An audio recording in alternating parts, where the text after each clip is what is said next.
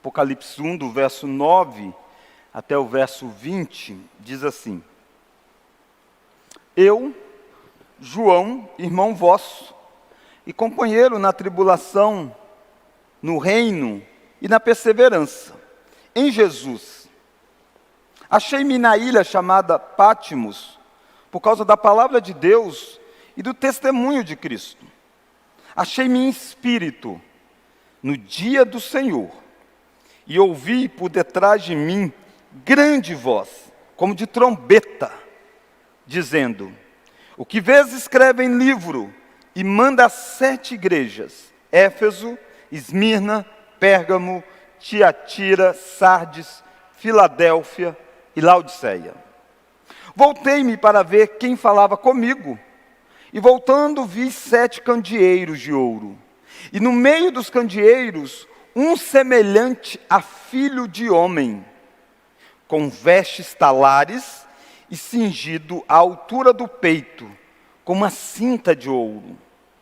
A sua cabeça e cabelos eram brancos como a alva lã, como neve, os olhos como chama de fogo, os pés semelhante ao bronze polido, como que refinado numa fornalha, a voz como voz de muitas águas. Tinha na mão direita 7 estrelas, e da boca saía-lhe uma afiada espada de 2 gumes. O seu rosto brilhava como o sol a sua força. Quando o vi, caí a seus pés como morto. Porém ele pôs sobre mim a mão direita, dizendo: Não temas, eu sou o primeiro e o último, e aquele que vive. Estive morto, mas eis que estou vivo pelos séculos dos séculos, e tenho as chaves da morte e do inferno. Escreve, pois, as coisas que viste, e as que são, e as que hão de acontecer depois destas. Quanto ao mistério das 7 estrelas que viste na minha mão direita, e os 7 candeeiros de ouro, as 7 estrelas são os anjos das 7 igrejas, e os 7 candeeiros são as 7 igrejas. Vamos orar? Deus, nos dê a graça de entender a Tua palavra, fale conosco, trabalhe no nosso coração, nos edifique, nos exorte, nos console. Oramos em nome de Jesus. Amém. Irmãos, como eu já anunciei no início do culto e também com as crianças aqui à frente, neste domingo e nos outros 2, se Deus assim permitir e continuar nos conduzindo nesse sentido, eu devo pregar uma minissérie sobre o Cristo do Natal. Naturalmente que nós sabemos que Jesus não nasceu no dia 25 de dezembro, provavelmente Jesus não nasceu em dezembro, mas ao longo da história da igreja, esta tem sido uma data que tem sido separada, e não há nada de errado com isso, em utilizar de uma data para falar do verdadeiro significado. Embora no mundo que a gente vive, a gente percebe que o Natal cada vez mais tem sido secularizado e até mesmo paganizado. Mas este que nasce e que nós o temos como Redentor da nossa vida, ele tem como um dos títulos a expressão Cristo, que significa ungido. E o nosso tema então é o Cristo do Natal. E eu pretendo fazer, nessas 3 mensagens, 3 etapas dessa história. Hoje nós iremos olhar para o Cristo glorioso. O Cristo do Natal é o Cristo glorioso. Se Deus assim permitir, no próximo domingo, nós iremos olhar para o Antigo Testamento e ver o Cristo do Natal como sendo o servo de Deus, enviado do Senhor, a partir de Isaías. E assim, no dia 24, nós olhamos para o nascimento de Cristo em si. Então, um texto do futuro, daquilo que aconteceu pós-nascimento e ressurreição de Cristo, um texto que aconteceu antes do nascimento de Cristo, e um texto em volta do nascimento do Salvador. E por que isso? Por que olhar nessa noite para o Cristo glorioso? Porque muitas vezes a gente acaba levando a nossa mente a pensar, ficarmos parados na história do menino na manjedoura. E óbvio que é muito importante o menino na manjedoura. É a encarnação, é o cumprimento das profecias. Mas normalmente o menino da manjedoura não é desprezado pelas pessoas.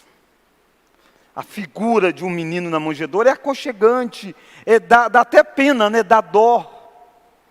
Mas aquele menino na manjedoura, ele foi crescendo e ele foi abalando as estruturas da sua época.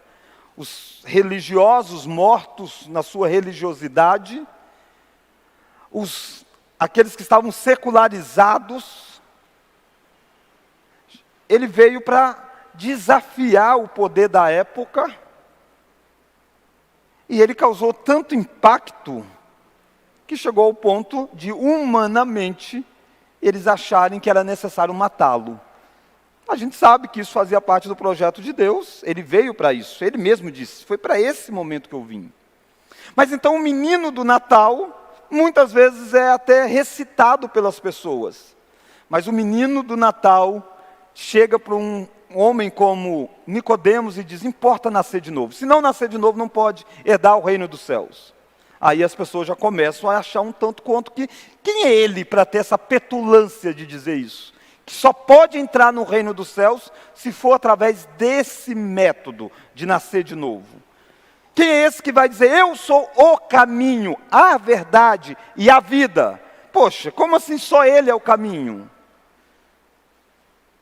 Quem é esse que pode olhar para os fariseus e dizer, sepulcro caiado? E rapidamente então o menino do Natal passa a ser odiado, né?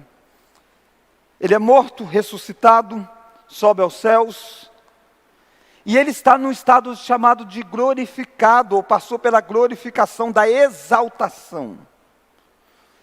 E agora nós o vemos aqui no Apocalipse, em um momento em que o povo de Deus estava exatamente sofrendo as consequências de ter aderido a Cristo. Porque Cristo deixou os seus discípulos, e ele havia dito isso mesmo, que seriam perseguidos.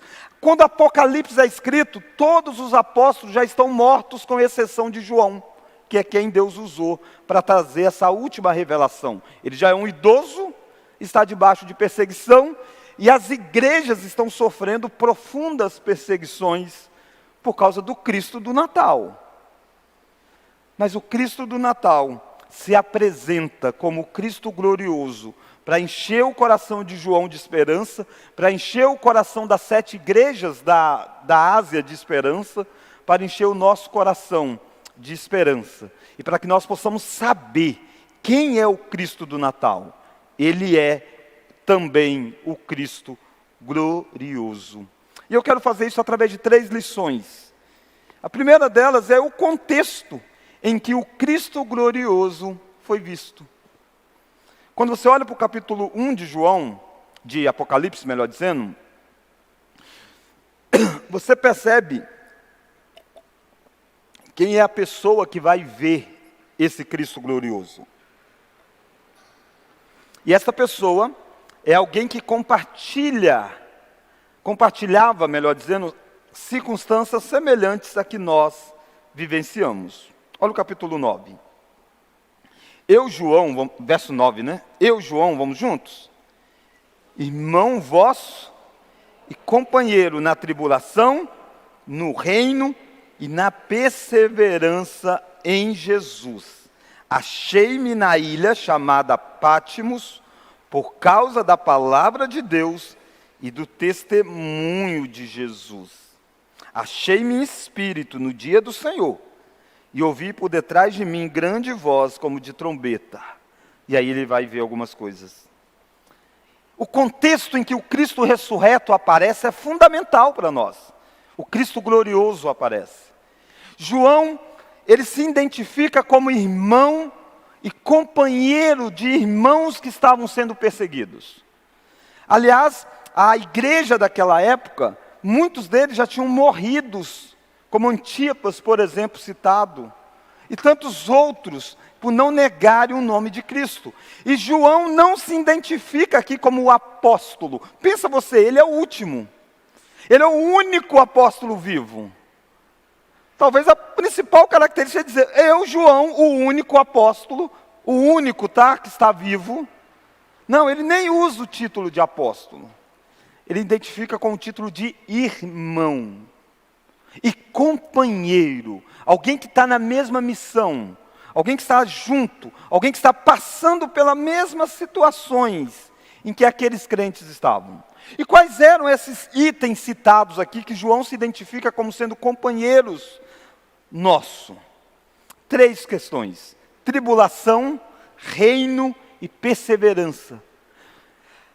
Na língua grega tem algumas formas de você escrever algo. E aqui exatamente quer ligar essas 3 coisas.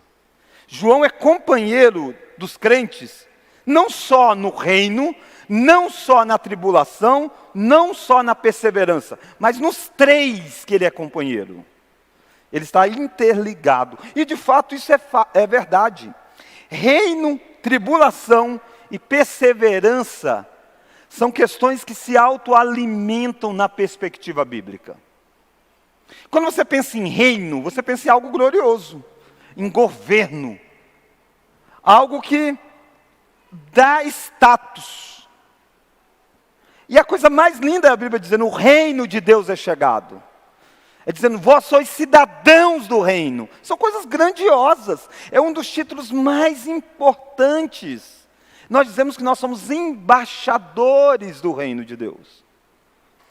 Mas fazer parte desse reino de Deus vai também ter tribulação, porque vai colocar um choque de reinos existentes. Nessa fase da história em que nós estamos, o reino de Deus é um reino invisível. Ele não é um reino de governantes políticos. Ele não é um reino governado por aqueles que fazem leis nacionais, que vai fazer o reino avançar. Não, ele é um reino invisível. Jesus disse, é o reino que está dentro de cada um de nós. E esse reino invisível entra em choque com os reinos dos principados e potestades. Entra em choque no sentido de arrebanhar pessoas que até então pertenciam aos reinos de Satanás. Paulo disse isso. Então existe essa perspectiva de um reino que vai sair vitorioso no final. E nós, por estarmos como cidadãos deste reino, nós também passaremos pela tribulação, pelas aflições. E é isso que João está dizendo. E aí requer perseverança. Aí que você tem que mostrar a sua perseverança. Quando as coisas complicam, quando as aflições chegam, não dá para você ser cidadão do reino se você é um desertor quando as coisas apertam.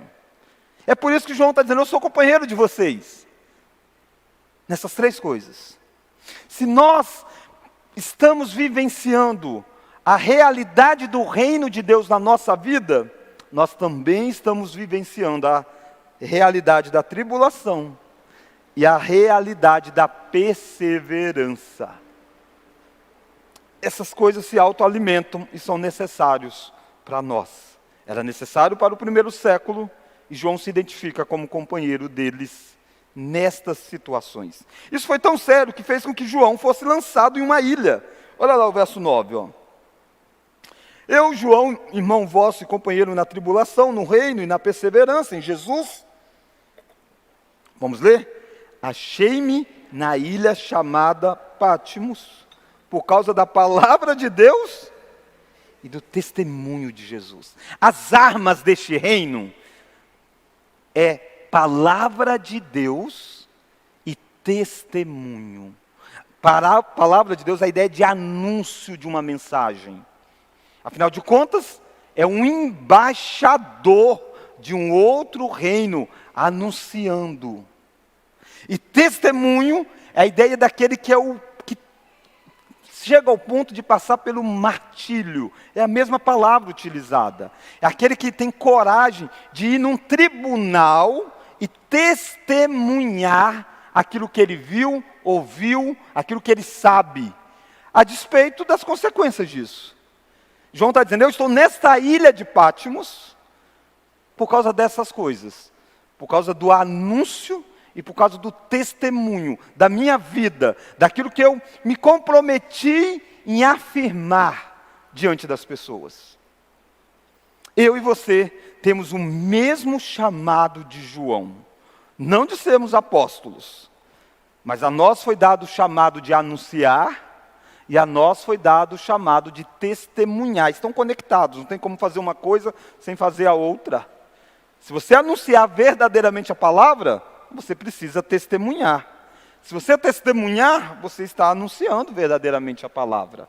Não tem como desconectar. Tem um, já falecido recentemente, um teólogo chamado Jay Adams. E ele escreveu várias coisas em várias áreas. Ele é muito conhecido na área do aconselhamento bíblico, mas ele escreveu também muito sobre pregação. E ele tem uma frase em uma das palestras dele, que ele diz assim: se o seu sermão não te encrencou alguma vez, alguma coisa está errado. Porque pregar sobre Cristo vai te encrencar. Vai colocar você em encrenca. Porque vai incomodar. É isso que João está. João está na ilha, porque ele se encrencou por causa da palavra de Deus. Anunciar que só Jesus era o Senhor. Em um mundo onde César é o Senhor, onde o imperador se declara o Senhor, onde há estátuas de imperador em todos os lugares das principais cidades das províncias. E João diz: não, Jesus é o Senhor. Encrenca. Você é alguém que nessa noite está aqui, e o contexto em que o Cristo glorificado do Natal foi visto, é o mesmo contexto seu. É o mesmo. Você é alguém que é companheiro de João, na tribulação, no reino e na perseverança. Você é alguém que mais cedo ou mais tarde vai se encrencar, por testemunhar da palavra, e por anunciar a palavra. E você precisa ter uma visão correta do Cristo glorificado. Porque só isso encoraja a nossa vida a continuar perseverante no reino. Quando você percebe isso, você percebe que o contexto em que o Cristo glorificado foi visto, que compartilhava das mesmas circunstâncias, aponta para a necessidade daquilo que foi visto chegar até todos. Olha o verso de número 10. Achei-me em espírito no dia do Senhor, e ouvi por detrás de mim grande voz como de trombeta. Pensa, você está numa ilha que é uma prisão de certa forma, um lugar de exilados. João não era em si um escravo, mas João não podia sair deste lugar, estava com prisão sobre essa situação. E de repente uma voz como de uma trombeta. É um som ensurdecedor, até mesmo assustador. Por que isso se dá? Porque no Antigo Testamento, várias vezes que Deus ia anunciar alguma coisa solene, vinha um som de uma trombeta. Às vezes anunciado até por uma trombeta natural, quando alguns profetas chegavam para determinados arautos anunciar, e outras vezes um som mesmo de uma trombeta apareceu em algumas falas de Deus, antecedendo as falas de Deus. É isso que está acontecendo aqui. O que João está recebendo é uma revelação de Deus. João está idoso, e de repente ele vai ver coisas que ele ainda não tinha visto. Coisas que nenhum dos apóstolos ainda tinha visto. Apocalipse é o último livro a ser escrito das mãos do último apóstolo. E vem uma mensagem do Cristo glorificado. Enquanto João andou com Jesus, antes de Jesus morrer, subiu aos céus, Jesus disse para João, dizendo para todos: olha, vai vir o Espírito Santo, ele vos fará lembrar das coisas que vos tenho anunciado. Está dizendo, de coisas que eu falei aqui com vocês, e agora vocês não estão entendendo ainda, mas o Espírito vai conduzir vocês a lembrarem disso, e vocês vão escrever. Mas é a revelação. João escreveu o Evangelho, João escreveu as cartas. E o Evangelho, João está narrando o que Jesus fez. O Jesus encarnado, andando entre eles. Mas tinha algumas coisas que Jesus vai dar diretamente a João. Não fazê-lo lembrar através da ação do Espírito Santo, que é a inspiração, mas aparecer para João e dizer de coisas para ele. Porque isso não é só para João. Tanto que não é que o texto diz assim no verso 7, essa voz que ecoa. O que vês, olha o verso 11, ó. O que vês, escreve em livro e manda às 7 igrejas. Éfeso, Esmina, Pérgamo, Tiatira, Sardes, Filadélfia e Laodiceia. Eram 7 igrejas da Ásia. Se você pegasse no mapa, o ciclo da ordem seria essa mesmo. É como se o mensageiro saísse passando em cada uma delas. Depois de passar em Éfeso, o próximo é Esmina. Eram cidades importantes e tinha igrejas lá. E essas igrejas representam a totalidade das igrejas. João está preso, o Cristo glorificado quer dar uma mensagem às 7 igrejas e a todas as igrejas de todos os tempos. E João é o instrumento disso. Então o Cristo glorificado, qual que é o contexto em que ele foi visto? Ele foi visto por alguém que compartilhava circunstâncias semelhantes à nossa. E ele foi visto para que fosse anunciado aos outros. Deus não quer que João só ouça. Paulo viu coisas do Cristo glorificado. Cristo, inclusive, levou Paulo ao 3º céu. Mostrou para Paulo coisas maravilhosas. Mas Paulo desce e diz, não é para ser falado. João, no capítulo 4, 5, Deus vai dizer para João, sobe aqui para cima. E vai mostrar diversas coisas para João. Mas essa é para ser escrita. Estas é para ser transmitidas. Estas é para que pessoas lá em Colatina fiquem sabendo do que é que acontece no reino, na tribulação e na perseverança. É disso que o texto tem para nos ensinar. Então o Cristo glorioso do Natal, o Cristo do Natal, melhor dizendo, hoje nós estamos vendo que é um Cristo glorioso. Nós vimos o contexto em que ele foi visto e agora olha a visão. A visão do Cristo glorificado, olha aí comigo a partir do verso 12. Voltei-me para ver quem falava comigo, e voltando, vi 7 candeeiros de ouro, e no meio dos candeeiros, um semelhante a filho do homem, com vestes talares, e cingido à altura do peito com uma cinta de ouro. A sua cabeça e cabelos eram brancos como a alva lã, como neve, os olhos como chama de fogo, os pés semelhante aos bronze polido, como que refinado numa fornalha. A voz, vamos juntos? Como voz de muitas águas. Tinha na mão direita 7 estrelas, e da boca saía uma afiada espada de 2 gumes. O seu rosto brilhava como o sol na sua força. Esse é um texto muito rico, com vários características deste Cristo glorificado. Eu quero que a gente veja o todo aqui, para a gente ver a exaltação dele. E perceba que a primeira coisa que João vê é que o Cristo glorioso é visto no meio da igreja. Quando João volta os olhares para trás, tendo ouvido aquela voz, a primeira coisa que ele vê são 7 candeeiros de ouro. Candeeiros estava lá no tabernáculo, o candeeiro estava no templo, o candeeiro era cuidado pelo sacerdote, o sacerdote tinha como missão cuidar dos candeeiros, e João vê 7 deles, e no meio desses candeeiros, João vê alguém como um filho do homem, alguém que tem cabelos brancos como a neve. João vai ver 3 imagens aqui, muito conhecidas do Antigo Testamento. A primeira é a imagem do sumo sacerdote, que serve a Deus no meio da igreja. Ao ver o candeeiro de ouro, o candeeiro é a igreja, Jesus quer que João saiba quem é o candeeiro. Ele diz, olha, o mistério dos candeeiros, as 7 candeeiros constituem as 7 igrejas. E a figura de um sacerdote, então, que anda no meio. Essa imagem do Filho do Homem é a imagem de Daniel, que é a figura de um rei que governa. Daniel tinha dito que viria de vir alguém que era chamado do Filho do Homem. Alguém que num determinado momento da história, dos decretos de Deus, da corte celestial, em determinado momento aparece a figura do Filho do Homem que vai aparecer e governar sobre tudo. É por isso que João está dizendo, eu estou vendo um sacerdote cuidando dos candelabros.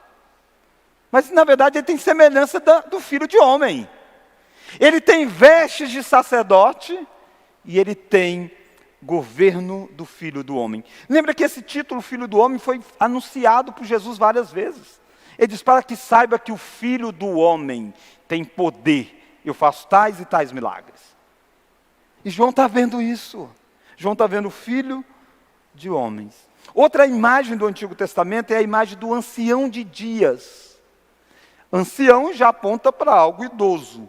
Ancião de dias, a ideia de, não dá para contar quantos dias ele tem. Daí João o vê como um homem do cabelo branco como a neve. Alguém que é eterno. Lembra que esse homem que está vendo, ele antes tinha convivido com Jesus. Ele é chamado nos evangelhos do discípulo amado. Na ceia, Jesus reclina a cabeça sobre os ombros dele. Na cruz, Jesus olha para João, olha para Maria, e Jesus diz para João, eis aí a tua mãe. Fala para Maria, eis aí o teu filho. Ele está dizendo, cuide João, cuide de Maria, eu vou morrer, cuide dela, sustente, ela está idosa. Essa é a perspectiva, de um cuidado natural. João viu o rosto de Jesus sangrando, viu Jesus pregado numa cruz, depois o viu ressuscitado, no primeiro momento não o reconheceu, depois ele reconhece, come com ele.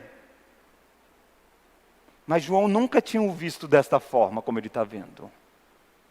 E aqui são imagens, óbvio que Jesus não está dessa forma, mas são imagens da gloriosidade de Jesus. E João olha para o rosto dele e brilhava. Tem 60 anos, no mínimo, que João tinha visto Jesus pela última vez. Apocalipse é escrito no finalzinho dos anos 90. Cristo sobe aos céus, próximo aí do ano 33, ou segundo o calendário, por causa de algumas contagens, próximo do ano 38. Porque teria começado a contar depois dos 5 anos. Próximo de 60 anos, de forma resumida, né, da data. E João está vendo o Cristo glorioso. Aquele que está preso está vendo alguém que é maior do que ele. Alguém que tinha anunciado, dizendo, eu vou voltar. Alguém que João ouviu da boca dos anjos, quando ele subiu aos céus, dizendo, por que vocês estão admirados? Da mesma forma como você está vendo ele subir, ele há de descer. E João agora está sendo encorajado, em ver que de fato ele está lá. De fato ele subiu aos céus. De fato ele derramou o Espírito. De fato ele está governando. Aquilo que está acontecendo no andar de baixo, nesse mundo, não é porque o Cristo perdeu a glória, não é porque ele perdeu o reino. Não, ele é exatamente o sacerdote, ele é exatamente o Filho do Homem, ele é exatamente o ancião de dias. Ele tem olhos descrito aqui como fogo, aquele que conhece todas as coisas. Ele tem pés de bronze polido. Lá no Antigo Testamento teve um rei que teve um sonho de uma imagem, tinha cabeça de ouro, e aí ia passando cada parte da imagem um metal precioso. E nos pés tinha pés de bronze, mas também pés de barro, apontando para a fragilidade. E a imagem de Daniel, do sonho registrado de Nabucodonosor, é uma imagem que é destruída, porque vem uma pedra e bate exatamente e derruba, porque os pés são de barros. Esse aqui, os pés são de bronze polido, força total. O rei que chegou, nunca perde o reinado, está aparecendo para João, aparecendo para nós através de João, mostrando a sua grandiosidade. Esse é o Cristo lá do Natal, esse é o menino que nasceu na manjedoura, ele está no estado glorioso, e a boca dele saiu uma espada afiada. Uma espada que corta. E corta para valer. O que ele fala entra profundamente, faz feridas, para que possa ministrar cura. Irmãos, quando eu e você pensamos em Cristo, qual a imagem que nós temos dele? Não a imagem física. Nós não devemos pensar em uma imagem física de Jesus. Mas quem ele é de fato na nossa vida? Quem ele é no mundo? Ele não é um indefeso. Ele é o Todo-Poderoso. Mas uma coisa interessante que João vê, é no meio dos 7 candeeiros. Porque o candeeiro é a igreja. São as 7 igrejas. Não tem como ver Jesus glorioso dissociado da sua igreja.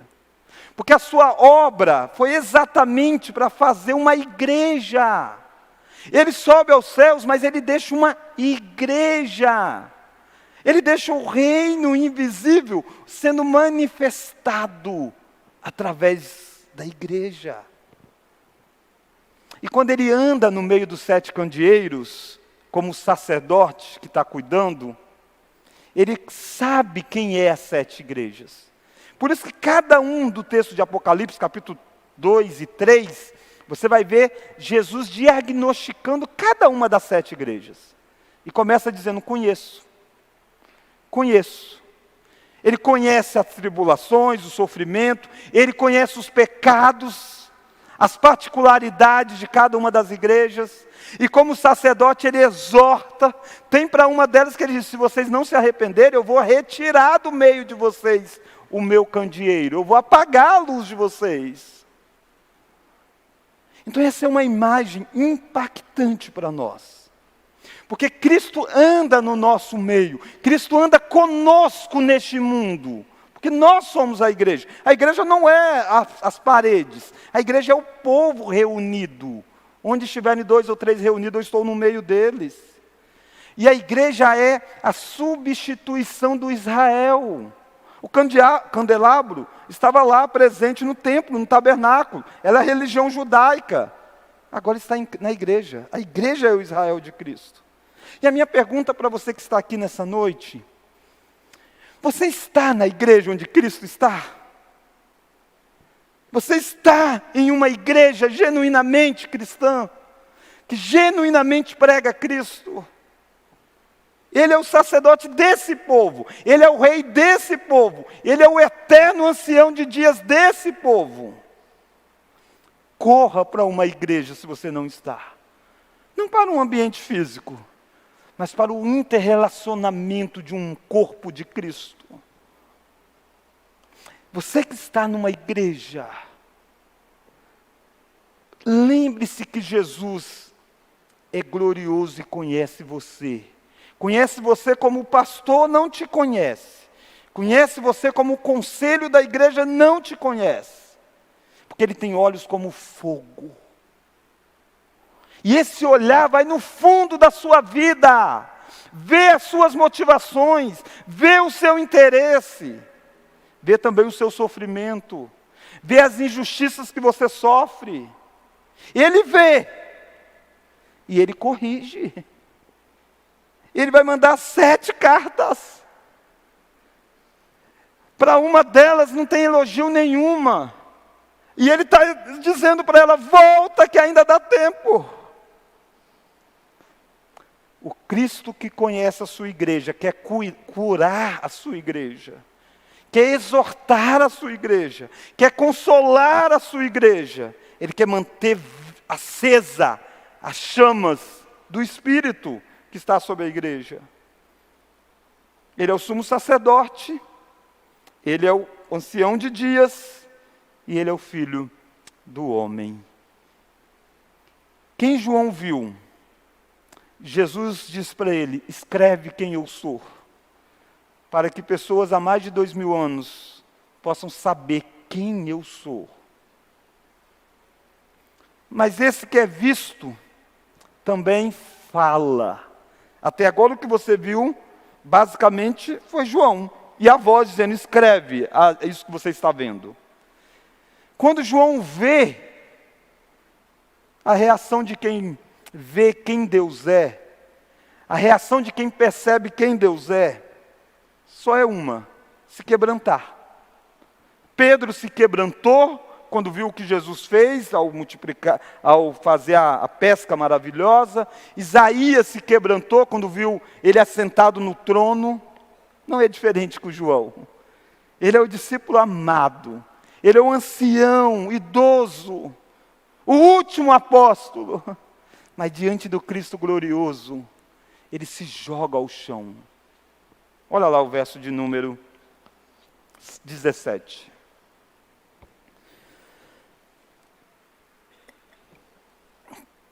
Quando o vi, caí a seus pés. Vamos ler? Como morto. Gente, caiu aos pés como morto. É uma sensação fortíssima que João está descrevendo aqui. O que fez cair nessa situação? Ver a santidade de Deus. Ver a santidade de Jesus. Eu acho que muitas vezes nós cultuamos a Deus sem ter a menor noção a quem nós estamos cultuando. Às vezes nós fazemos pouca noção daquilo que está dentro de nós, que é o Espírito Santo. João tem que ir ao chão. Porque a santidade de Deus aponta o nosso pecado, mas aquele que está exaltado, ele tem palavras de consolo. As palavras de consolo do Cristo glorificado. Olha então as palavras de consolo agora. Agora João não vai ver, João vai ouvir. Olha lá o verso 17. Porém ele pôs sobre minha mão direita, dizendo, vamos ler? Não temas, eu sou o primeiro e o último. Irmãos, o texto faz questão de dizer que ele pôs sobre mim a mão direita. Volta um pouquinho no texto. Olha lá o verso de número 16. Tinha na mão direita 7 estrelas. João viu nas mãos direitas 7 estrelas. E de repente a mesma mão, que tinha 7 estrelas na visão, põe sobre João e dizendo, não temas. Não é uma mão para destruir. A palavra não temas vem para tratar com o coração. O Cristo glorificado não é só santidade. Ele é o próprio Evangelho. E o Evangelho mostra para nós o nosso pecado e depois diz para nós, não temas, creia. Por que é que ele deveria crer? Por causa das obras. O que é que tornou esse Cristo exaltado a essa posição? O que ele fez? Vai ser resumido algumas frases aqui. A mensagem não temas só faz sentido porque esse que está aparecendo é alguém que vence a morte. Olha lá o verso 17. Não, verso 18. Ó. Eu vou terminar o verso 17 por causa do contexto. Não temas, eu sou o primeiro e o último, eu sou tudo que há, eu começo e eu termino as coisas. Verso 18. E aquele que vive, estive morto, mas eis que estou vivo pelos séculos dos séculos. Só um minuto. João está preso por causa da pregação. Todos os outros apóstolos estavam mortos por causa da pregação. Vários crentes estavam presos por causa da pregação. Alguns já tinham morrido por causa da pregação. Qual que é uma das coisas que nós mais tememos? Perder a vida. Todos nós tememos a morte. E aquele que aparece diz, eu estive morto e eu estou vivo pelos séculos dos séculos. O Cristo glorificado está dizendo, aquilo que parece assustador foi vencido. Eu o venci. E se você morrer, você estará vivo pelos séculos dos séculos. Essa é uma mensagem para dizer, não tema, João. Não tema 7 igrejas. Não tema o povo de Colatina de anunciar Cristo, não temas. Aquele que nós anunciamos, ele esteve morto e está vivo. Se ele esteve morto e está vivo pelos séculos dos séculos, que mal pode acontecer sobre você e sobre mim? O que de fato pode nos fazer não testemunhar dele? Qual é o medo que impede você de anunciar Cristo? O Cristo ressurreto, glorioso, glorificado, está dizendo: não temas. Olha mais, ele declara que tem as chaves do inferno. Olha lá o verso de número 18. Estou vivo pelos séculos dos séculos, vamos ler? E tenho as chaves da morte e do inferno. Não tem ninguém dominando mais que não seja Cristo. Satanás não tem mais o poder sobre aqueles que morrem, porque Cristo tem as chaves da morte e do inferno. Ele conquistou isso na sua morte na cruz do Calvário. Ele despojou o inimigo das nossas almas. Olha o verso 19. Vamos ler? Escreve, pois, as coisas que viste, e as que são, e as que hão de acontecer depois dessa. Se você lê Apocalipse, tem gente que diz: eu nem leio porque dá tanto medo. Começa dizendo assim, João está dizendo: escreve. Essas coisas só vão acontecer porque eu estive morto e estou vivo. Porque eu estou governando, essas coisas vão acontecer. Nada do que vai acontecer no livro de Apocalipse é porque Cristo não está governando. Nada que vai acontecer na história do mundo não é porque Cristo não está governando. Tudo que acontece é exatamente porque Ele esteve morto e ressuscitou. Ele comprou o direito de desatar os selos. E a história pode acontecer. Que encorajamento para quem estava preso, não sabia o que iria acontecer. Que encorajamento para os crentes do primeiro século. E que encorajamento para você. O Cristo glorioso, o Cristo do Natal é o Cristo glorioso. As coisas que João viu, as coisas que são e as coisas que iriam acontecer, e vão acontecer ainda algumas delas, é Jesus quem decretou.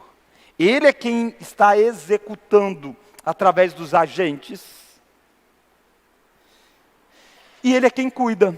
Olha lá o verso 20. Quanto ao mistério das 7 estrelas que viste na minha mão direita. Interessante que o único mistério daquelas séries lá é as 7 estrelas e os 7 candeeiros. Os demais era facilmente conectado por quem conhecia o Antigo Testamento. O sacerdote, ancião de dias e o Filho do Homem. Mas tinha coisas novas aí. E é um mistério. E aí João revela o mistério. Jesus revela o mistério. Quanto ao mistério das 7 estrelas que viste na minha mão direita, vamos ler? E aos 7 candeeiros de ouro, as 7 estrelas são os anjos das 7 igrejas. E os 7 candeeiros são as 7 igrejas. Quando João viu 7 candeeiros, ele está vendo 7 igrejas. Quando João viu na mão direita 7 estrelas, na verdade eram os líderes das 7 igrejas. Por que na mão direita? Na mão do controle, do poder, da força. Se você está em Cristo, se você está na igreja de Cristo, você está numa igreja que é liderada por Cristo. Ele tem a liderança nas mãos. Isso deveria encorajar a sua vida a procurar uma igreja. Esse é o mistério. Cristo no meio da igreja. Cuidando, sustentando, exortando, repreendendo, conduzindo na mão direita. Isso deve nos encorajar e nos consolar e nos confrontar a estarmos na igreja do Cristo do Natal. Nessa noite, o que é que nós vimos? Nós vimos sobre o Cristo do Natal. E aí, esse é o título da série. E hoje nós vimos o Cristo do Natal é o Cristo glorioso. Ele vai estar numa manjedoura no decorrer da série. Mas nunca perca de vista que Ele é o Cristo glorioso. Deus mostra a João. A primeira lição que nós vimos foi o contexto em que o Cristo glorioso foi visto. Foi visto por alguém que compartilhava circunstâncias semelhantes à sua que está aqui nessa noite. Pessoas que estão no reino, passando pela tribulação e sendo perseverantes. Pessoas que vão se encrencar por testemunhar de Cristo. O que João viu do Cristo glorioso não era para João, é para todos nós. Escreve, não fica sem escrever, João. Por isso que você está tendo acesso a isso. A segunda lição que nós vimos foi a visão do Cristo glorificado. Nós o vimos no meio da igreja. Nós o vimos como sumo sacerdote, como poderoso rei e como ancião de dias. Por fim, nós vimos sobre as palavras de consolo do Cristo glorificado. Ele disse: não temas, eu fiz algo que mudou a história. Eu estive morto e estou vivo, tenho as chaves do inferno e da morte. Eu cuido e sustento a igreja, e eu decreto as coisas que vão acontecer. Quem está no trono não era o imperador romano, ele era apenas uma besta. E uma besta apocalíptica, né? É assim que a Bíblia chama, a besta do Apocalipse. Quem estava no trono sempre estará, é o mesmo que governa a igreja, Cristo Jesus. Vamos orar? Ó Deus, obrigado porque o Cristo que nós cremos, Ele não está pregado numa cruz mais, Ele não está colocado em uma sepultura mais, Ele está vivo, bem vivo. Ele está aqui, neste momento. Ele está passeando no nosso meio. Ele está vendo o nosso coração. Isso nos quebranta. Isso nos humilha. Isso nos mostra que aquilo que nós escondemos dos outros, nós não escondemos dele. Isso também nos encoraja. Porque se Ele conhece quem nós somos, e Ele está conosco, Ele pode nos mudar. Por isso, Deus, nos desperte para este relacionamento com o Cristo glorioso. Obrigado, ó Deus, porque Ele é aquele que está governando o mundo. Ele não está apenas governando a igreja, mas governa o mundo. E obrigado porque com a igreja Ele trata de forma diferente.